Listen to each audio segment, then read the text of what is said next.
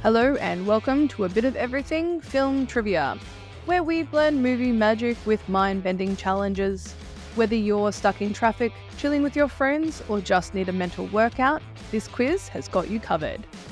Each episode is a wild ride through a specific film, packed with 4 thrilling categories to test your cinematic savvy. Get ready for 20 brain-twisting questions in general knowledge, 10 juicy insights in behind the scenes, 5 worldly wonders in real world, and to cap it off, a brain-teasing Who Am I final. So hold on to your popcorn and get ready for the ultimate movie showdown. Remember, you've just got 5 seconds to ponder each question before I spill the beans. I'm your host, Rebel Rune, and this is A Bit of Everything Film Trivia. Let the games begin. I would die for her. I would kill for her. Either way, what bliss. In this episode, we dance the mamushka as we look at the 1991 black comedy film, The Addams Family. Children, what are you doing? I'm going to electrocute him. I said no. Please? Oh, all right. Time for our first category of general knowledge. Here we go. Question 1.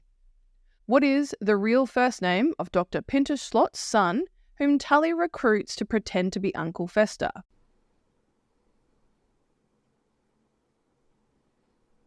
Gordon. Question 2. During the séance to contact Fester, what does Grandmama ask Fester to do to show that he's present?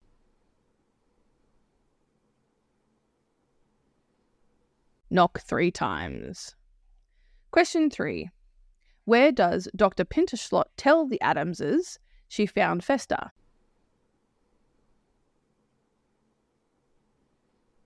Tangled in a tuna net. Question 4. Who or what was the argument Gomez and Fester had that caused Fester to leave 25 years prior?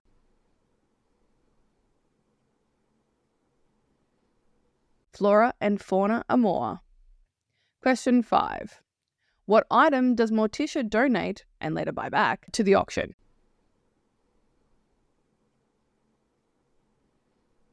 A finger trap. Question 6.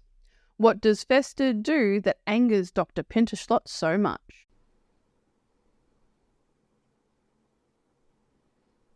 He goes to Wednesday and Pugsley's school play. Question 7. At the party thrown in honour of Fester's return, whom does Tully's wife Margaret fall in love with?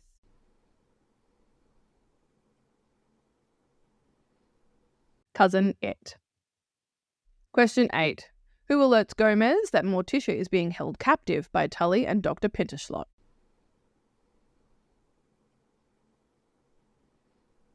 Thing.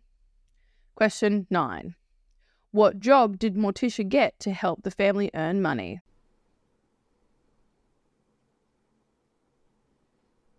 A teacher. Question 10. Complete this quote. Come on, old man, I've smoked since I was 5. What's the next bit?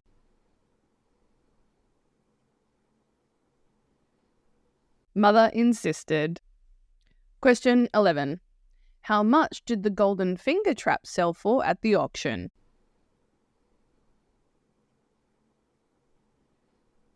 $50,000. Question 12. What year was Great Aunt Calpurnia burnt at the stake?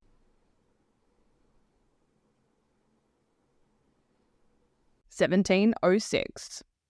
Question 13. How long has the mamushka been an Addams tradition?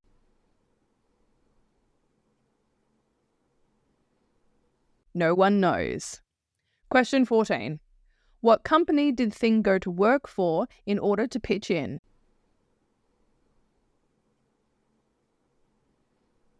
Federal Express. Question 15. How long had it been since Gomez and Morticia waltzed?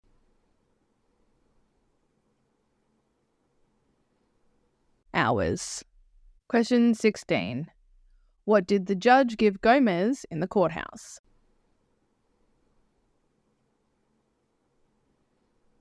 A bucket of golf balls. Question 17. Who was Wednesday dancing with at the party?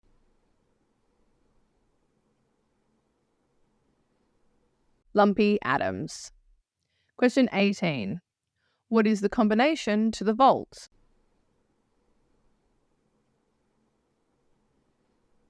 Two, 10, 11. Eyes, fingers, toes. Question 19. What book does Festi use to defeat Dr. Pinterschlot and Tully?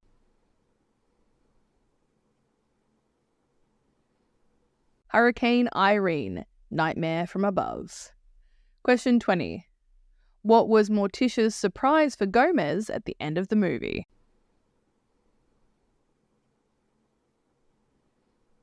She was pregnant. That's it. Our first lot of questions is done. How did you do in that round? Time for our second category, behind the scenes. Question 1.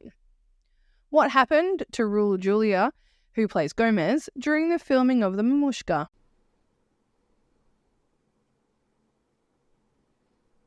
His eye fell out of its socket. It's okay though, he caught it. During the exertion, his eye fell out. Apparently, a blood vessel had burst. Luckily, Julia caught the eyeball and put it back in place. Hearing of the incident, the crew decided to tease Julia a little bit the day after.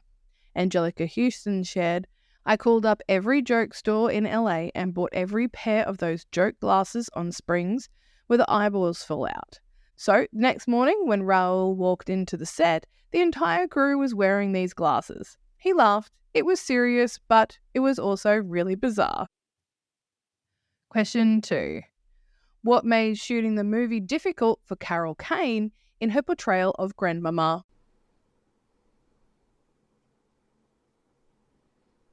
Her wig weighed 5 pounds, which is about 2.26 kilos. That's a lot of weight to be carrying on your head. Not to mention her fake visage took 4 hours to apply and 1 hour to remove. Kane had a lot of fun, but her prosthetics made shooting a challenge. She discussed the cosmetic process in an interview, noting, I had to do everything short of pray to talk them out of using prosthetics on me. They did their very best to make me very old. But they wanted more than old. They wanted hundreds of years old. She did have a good coping mechanism for dealing with all the discomfort.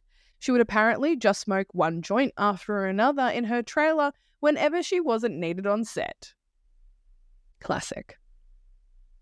Question 3. Who passed out on set, nearly bringing the movie down with them?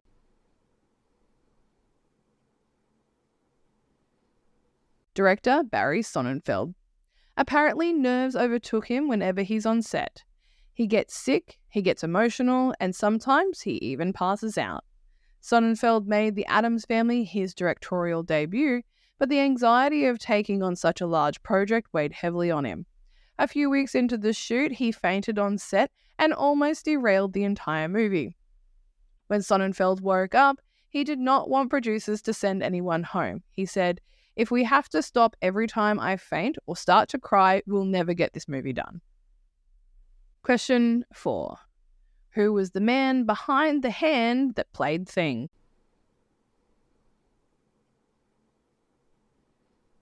Christopher Hart, the actor/magician who played Thing in both Addams Family films, got into some weird situations to portray a living hand. To get the correct position for the character, he had to lay face down on a dolly wearing a black leotard while the crew members pushed him around set. Hart was digitally edited out later.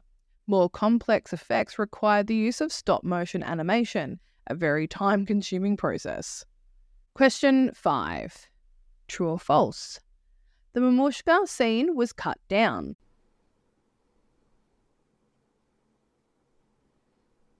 True.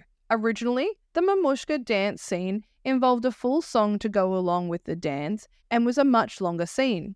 Test audiences thought that this really dragged, so the Mamushka was cut down considerably, though it was restored for an extended version DVD and is worth the watch in my opinion. Question 6.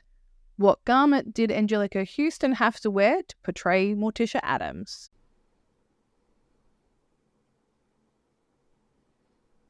A metal corset. Anjelica Huston faced significant challenges while portraying Morticia. According to her memoir, Watch Me, Huston was shoehorned into a metal corset before filming, which was just one of the many sacrifices she made for the role. Additionally, the crew used string and spirit gum to pull back her eyes to achieve Morticia's signature narrow gaze. Huston also mentioned enduring physical discomfort, including headaches from her various bondages, and the inability to lie down or rest due to the corset, making the role physically exhausting. The crew would also light Huston separately to catch Morticia's creepy highlights around her eyes. Despite all the challenges, her dedication to embodying Morticia's character, from her movements to her calm demeanour, was evident in her performance, which many consider one of the best. Question 7. How did Christopher Lloyd achieve the look of Uncle Fester?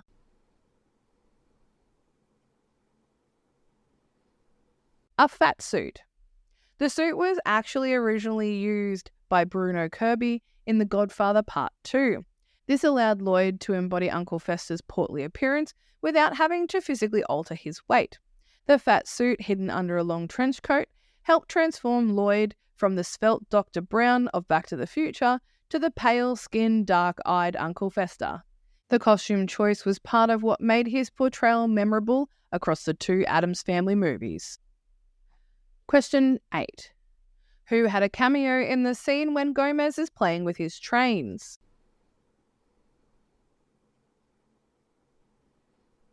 Director Barry Sonnenfeld. There's something about directors wanting to cameo in their own work. Alongside Tarantino, Hitchcock, and Brooks, Sonnenfeld didn't want to miss out on all the fun. In the movie, audiences might remember an enraged Gomez playing with his train set. As Gomez set the two trains hurtling together, Sonnenfeld can be briefly seen as a passenger on the doomed locomotive. These days, Sonnenfeld is known for his work on Get Shorty, Men in Black, the Netflix recent A Series of Unfortunate Events. Thankfully, just like his Burton-styled vision with the Addams Family, he still brings a dark sense of humour to his projects. Question 9. What did Raul Julia think of his role as Gomez?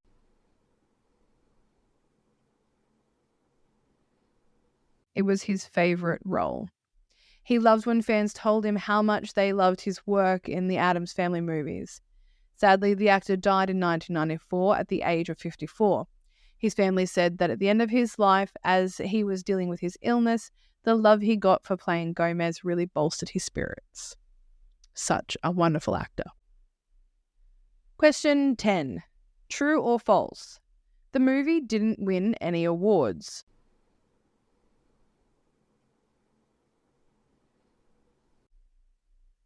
False. False. It wound up winning a couple of awards. One good one not so much. Wound up winning a couple of awards.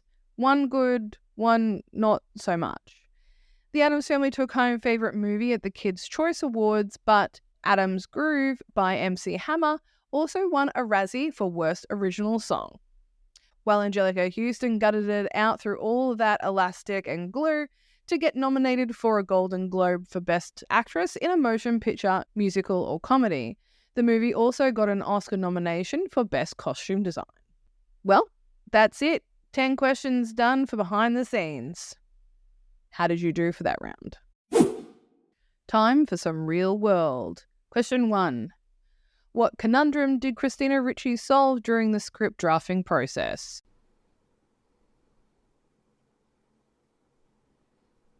If Gordon was actually Fester. There's an ambiguous nature to Uncle Fester as we watch the film. Is he actually an Addams Family member or is he Gordon? Eventually, the film reveals his true identity. He's Fester, but he lost his memory at sea in the Bermuda Triangle. That wasn't always the case, though. According to screenwriter Paul Rudnick, Christopher Lloyd's character was still undecided during the script drafting process. Luckily, a young Christina Ricci offered some guidance to the screenwriter. If I remember correctly, Christina Ricci explained why Fester should be the real deal, and she, as always, made perfect sense and was extremely helpful, Rudnick said. I think she pointed out that it was simply more emotionally satisfying and necessary to have the real Fester return to his loving and odd family. Question 2. Who stepped in when Orion Pictures went bankrupt during filming?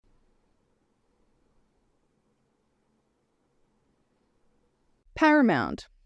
Orion Pictures started the Addams Family, but the studio went bankrupt in the middle of production. Instead of waiting out the huge financial windfall from Barry Sonnenfeld's movie, the heads of the studio were forced to act out of self-preservation. Paramount stepped in and bankrolled the rest of the picture, which eventually made almost $200 million worldwide. Question 3. True or false? There wasn't a legal battle over the rights to the Addams Family characters.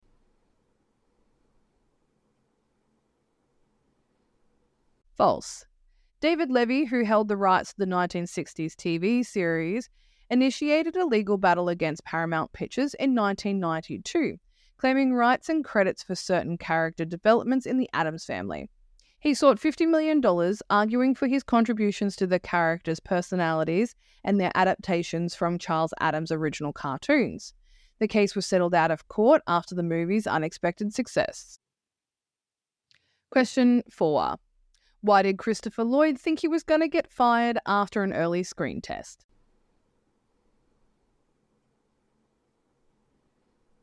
He had trouble acting while wearing heavy prosthetics, which made him feel discouraged.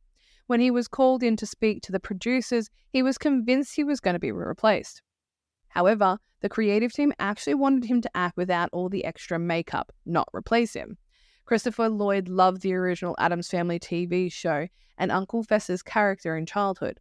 He remembered, "When I first got the role for Fester, I was so excited.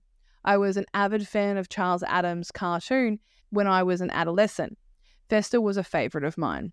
I loved his mischievous personality. Decades later, I got a call to be in the film to be Uncle Fester. I was blown away. What are the odds?" And I bet it was a huge sigh of relief when he realised that he wasn't going to be replaced. Let's be honest. In my opinion, he's the best Fester. Question 5. Which music diva wanted to play Morticia?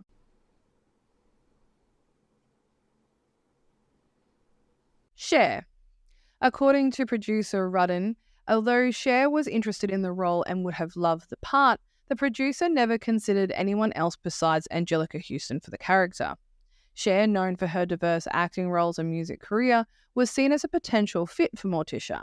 But Anjelica Huston's portrayal remains the defining version, overshadowing others who have taken on the role. And yes, better than Catherine Zeta-Jones in Wednesday. I love her, but no, Anjelica all the way. If you want to fight with me about it, send me an email. So, how did you guys do in that round? Well, we're down to the final category of Who Am I? Born March 14, 1980, in Vancouver, to Father Bob, who was a former English soccer player. My first notable role is in the first Addams Family movie, with a more prominent role in the 1993 sequel Addams Family Values. In 1997, I was cast in a recurring role on the WB TV show Buffy the Vampire Slayer. I had actually originally auditioned for the lead role of Buffy Summers, and my character took up again in the spin-off series Angel. I went on to guest star in shows including Psych and Supernatural.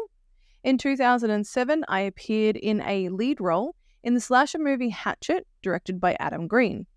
I briefly appeared in the 2010 sequel Hatchet 2, and afterwards starred in a number of direct-to-DVD horror movies such as Dark Real and Thirst, as well as the TV movie Vipers alongside Tara Reid. I was a cover model for and was featured in a nude pictorial in the November 2006 issue of Playboy magazine. I was also featured in the FHW magazine's January 2004 USA issue. I retired from acting in 2011. I am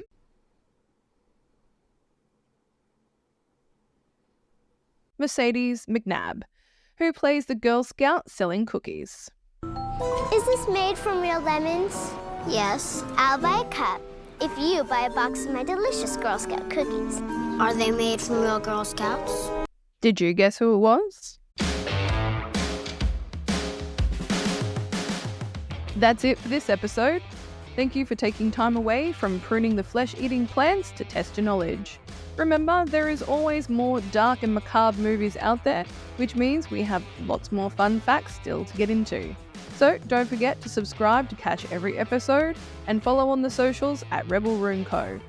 If you want to request a movie for me to focus on or let me know some additional facts or trivia that I might have missed, then send me an email at rebelroomco@gmail.com. May your popcorn be perfectly buttered and your remote always be within reach. Stay real, stay trivia savvy, and keep the credits rolling. Until next time, create mayhem.